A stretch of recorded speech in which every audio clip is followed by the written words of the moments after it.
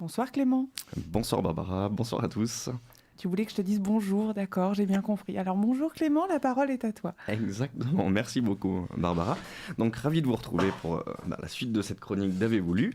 Et ce soir, j'ai décidé de vous parler d'un auteur qui s'appelle Karl Polanyi et précisément de son ouvrage qui s'appelle La grande transformation aux origines politiques et économiques de notre temps.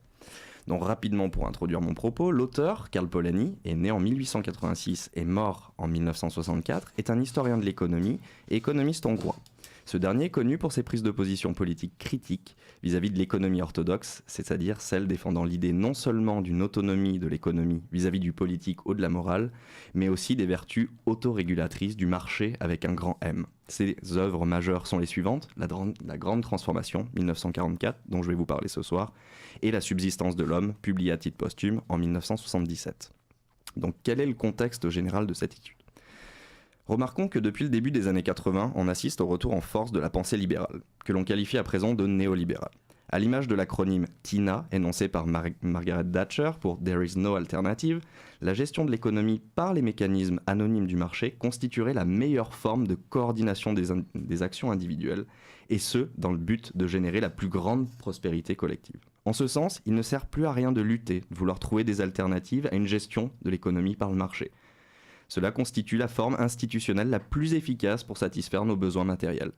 Dès lors, il serait hautement préjudiciable que des considérations d'ordre moral, politique ou encore social viennent s'immiscer dans la sphère économique. Ce ne ferait que nuire à l'efficacité du grand marché en termes de production et d'allocation des richesses.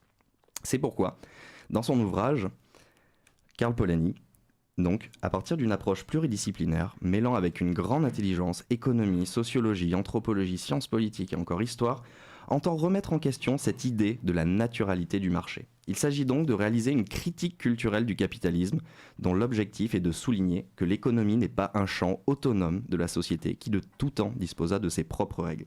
En outre, dans la lignée des travaux de l'anthropologue Marcel Mauss, Karl Polanyi se donne pour objectif de montrer que l'homme n'a pas toujours été un animal économique. Dans la grande transformation, l'auteur entreprend donc de faire une généalogie de la société de marché, du marché autorégulé, afin de montrer qu'il s'agit d'un phénomène relativement récent et par conséquent historiquement daté.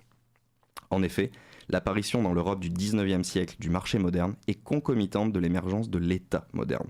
Dans le sillage des bouleversements économiques et sociaux engendrés par la première révolution industrielle, le marché autorégulé fut sciemment institué par des choix politiques se fondant sur la fiction idéologie que d'une autonomie et d'une indépendance de l'économie à l'égard des autres sphères de la société, et tout particulièrement celle du politique, de la culture et de la morale.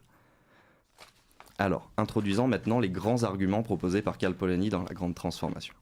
Le premier, tout d'abord, est donc le fait que Karl Polanyi avance l'idée selon laquelle, dans l'histoire des sociétés, l'économie ne constituait en rien une sphère indépendante des pouvoirs politiques ou encore religieux.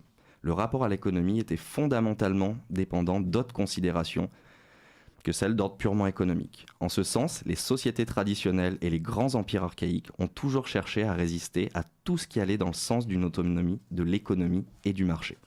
En effet, lorsque Karl Polanyi étudie historiquement la nature de l'échange marchand, il nous montre que celui-ci a eu pour support institutionnel certes les différents marchés où s'opèrent les transactions entre individus, mais la formation des prix résultait d'autres dynamiques qui relevaient de dynamiques culturelles et sociales, avant tout.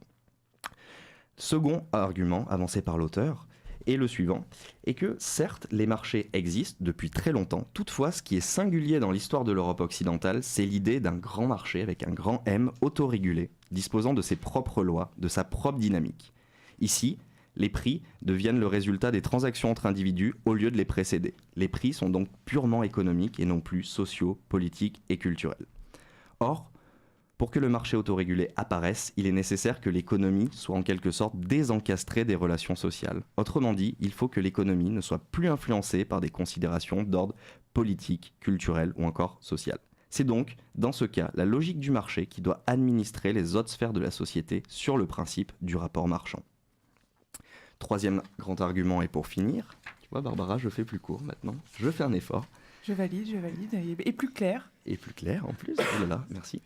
Alors, et pour finir, donc troisième grand argument avancé par Polanyi, est que le libre marché autorégulé n'a existé en Europe que de la fin du premier tiers du 19e siècle jusqu'à la grande crise de 1929. Et ce qui est important dans cette perspective, souligne l'auteur, c'est que les régimes totalitaires apparus dans les années 30 peuvent être perçus comme des réactions de la part des populations face à la désolation, la misère sociale, le sentiment d'impuissance créé par l'institution d'une société de marché.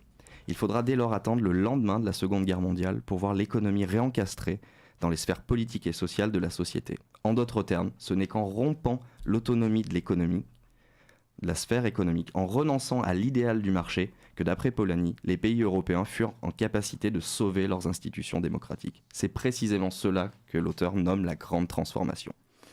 Et pour conclure, l'analyse brillante que mène l'auteur dans la grande transformation, en gros, celui-ci nous permet de comprendre que le règne du marché n'est en rien un fait, une loi de nature, mais bien le résultat d'une idéologie et de choix politiques. Nous ne sommes pas condamnés à l'impuissance. Des alternatives existent. D'autres modèles de société qui n'accorderaient pas le primat à l'économique sont possibles. C'est donc contre le dogme du TINA, prônant l'universalité du marché, que cet ouvrage nous porte de précieuses clés de compréhension. Et pour conclure, je terminerai sur une citation que nous propose l'auteur et qui est très intéressante, à savoir la suivante. « L'idée d'un marché s'ajustant lui-même est purement utopique. Une telle institution ne peut exister de façon suivie sans anéantir la substance humaine et matérielle de la société, sans détruire l'homme, sans transformer son milieu en désert. » Et maintenant, je vous laisse avec un petit peu de métal, comme d'habitude, c'est-à-dire la chanson « Rotting in Bed » de Korn.